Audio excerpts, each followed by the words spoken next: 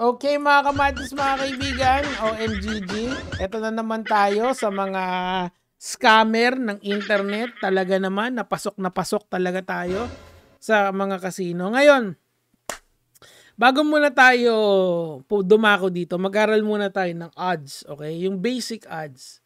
Halimbawa, meron akong coin, okay? May coin ako. May heads, may tails, okay? Alam natin 'yan na yung mga ganyan, ang kanilang odds para mag-head is 50% at saka 50%, 50-50. Ano ibig sabihin yan? In real life terms. Ibig sabihin yan, if you play enough times, you will find out that heads will come up 50% of the time and tails will come out 50% of the time. Okay? Meron naman mga loaded coin na tinatawag, okay? Or in other terms, ito yung mga tinatawag na rig coins, okay? Mga rig na tinatawag. Minsan mas umiibabaw yung head, minsan umiibabaw yung tails, depende kung saan kung saan naka-favor yung odds ng isang tao. Gets nyo? Now, why is that relevant dito sa istorya na to? Kasi po mga kamatis, mga kaibigan, ang ibig pong sabihin nito, etong website na to na pinagtatrabahuhan nitong tao na to is nanre-rig sila ng mga oras sa slot machine nila or kung ano man tong mga laro na to. 'Di ba? Kasi most likely kasi casino games 'yan. Ibig sabihin slots 'yan. Ibig sabihin yan, iniiba nila yung odds niya ng mga machines nila per oras na maglalaro ka. Ngayon, hindi ako naniniwala dyan. Kasi karaniwan yung mga games na yan, standardized yan. Galing yan sa isang game provider. If I'm not mistaken, Extreme Gaming yata yung pangalan nun, nakalimutan ko na eh. Pero across the board kasi, from sa website nila Doggy, sa website nila ng Tokomi, iisa lang yung game provider nila para to maintain standardization na tinatawag. So bakit kaya ini-standardize yung mga laro? 'Di ba? Nakita nyo kasi na pare-pareha sila ng linalaro, 'di ba? Yung Sugar Daddy ba 'yun? Hindi ko kasi alam yung mga yan kasi hindi ko na talaga siya tinitignan. Okay? So bumalik tayo sa mga brick and mortar casino na tinatawag. Brick and mortar casino are your Okadas, your Resorts World, your Solaire, or yung mga casino na may physical location. Pansinin niyo yung mga games nila, Baccarat, Blackjack, slot machine. Yun yung sa lahat ng casino makikita mo yung tatlong yun na paulit-ulit, okay? Kasi yung mga games na yon is already standard yon sa PAGCOR. Gets nyo? In-approve yun ng PAGCOR that these are games that have fair chance of winning yung mga tao. May slight house edge yung casino. Slight, ibig sabihin konti lang yung lamang nila pero meron ka pa ring chance manalo. The important there is that you give the people a chance to win. Eto kasi, they are giving you false hope na kapag naglaro ka dito, mas mataas yung chance mong manalo. Pansinin nyo sa mga casino. 'Di ba? Wala naman silang sinasabing ganyan eh. Punta ka ng alauna, punta ka ng 2:00, punta ka ng 3:00. Walang ganon. You can come and go at any time you like. Kasi nga, hindi naman nagsasarado ang casino. And actually, casinos have this tendency na parang to give you an illusion na walang oras, gets nyo? Para mag-stay pa kayo ng mas matagal doon. Kasi nga, in the long run, in theory or in principle, ang gusto ng mga casino is you play unlimited amount of time. Kasi if you play enough or if you play unlimited amount, matatalo ka rin. Ngayon kasi, ang dami ng online casino na nagsulputan ngayon. Ang dami ng mga agents kagaya nitong tao na to. Naghahatakan na sila ng player.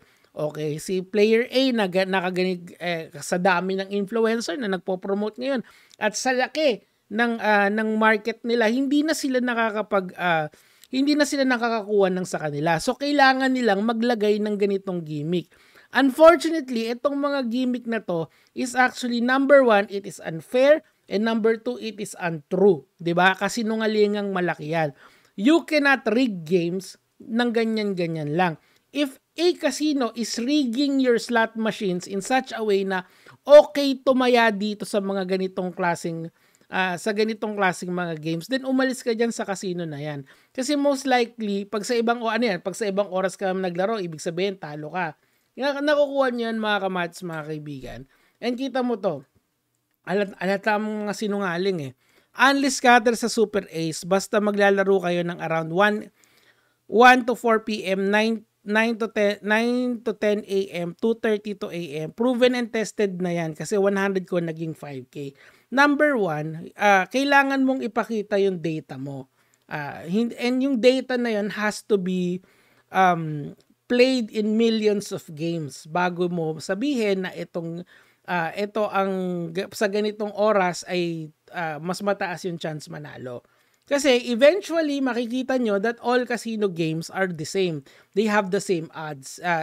All of them follows the law of averages na tinatawag. Ito yan law of averages. So, ano ba yung law of averages? LOA, okay? So, ano ba ibig sabihin yan? Balik tayo dun sa coin analogy na sinabi ko sa inyo. Di ba ang coin may heads, may tails, okay? On the average, okay, heads will come up 50% of the time and tails would come up 50% of the time. This is what in principle is what is talking about the law of averages. Ganito din yan, mga kamatis, mga kaibigan. Yung scatter na yan also follows the law of averages. If the casino is rigging this, umalis kayo sa casino. If the casino has this, itong mga to, umalis na kayo dyan kasi iskamin lang kayo niyang mga yan. Or gumigimik lang yung mga yan, pero totoo niyan, pero ang totoo niyan, wala talaga yan. Pautot lang nila yan kasi nahihirapan na silang kumuha ng players. They are using deception para mapasok kayo sa mga casino na yan. Napaka-unfair niyan. Una, hindi na nga sila kaya mga kamatis, mga kaibigan, I am always telling you, maghanap kayo ng PAGCOR regulated na casino para hindi madaya yung pera nyo. Or pangalawa naman, humanap kayo ng operator kasi ganun yung nangyayari ngayon eh. I spoke with a lot of operators dito sa research natin sa online casino.